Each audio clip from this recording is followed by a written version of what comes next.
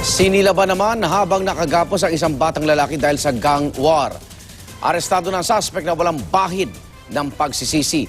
Saksi si Marie Sumali, exclusive.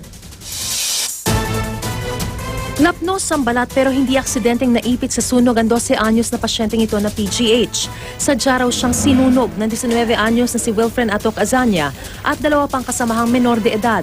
Kasunod yan ang engkwentro ng grupo ng biktimang batang Phase 1 at ng grupo ni Azania na batang Tawid. Marami pong mayayabang dito, binabanatan. Binabanatan kayo? O, pag nadayo kami dito, papaluin ka ng bote. Abulin ka palabas, ang kutsilyo. Hindi na itinanggi ni Azania ang panununog. Naganti raw sa tinamo niyang sugat sa balikat, tuhod, noo at labi. Biglang naisip ko lang, dalayin ko siya dun sa ilalim ng tulay eh. Sobrang galit ko lang, ma'am. Tinali ko lang una, ma'am, sabi binugbog. Sakto may lighter sila. Ang trip ko naman, sunugin siya. Habang binabagsakan ng bato. Habang pinagbabato ko, sinusunog ko.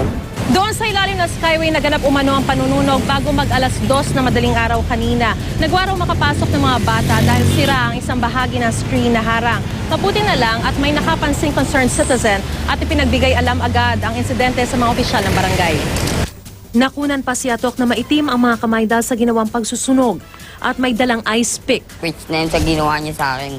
Ginawa nila sa akin. Buhay kapalit nun. Wala ka bang gustong mensaheng sabihin dun sa bata? Magaling siya. Pero ang ina ng suspect halos maiyak sa nagawa ng anak. Hindi naman kami nagkulang sa'yo. Araw-araw kami nagsasabi. Lalo na yung mga kapatid ko, magulang ko.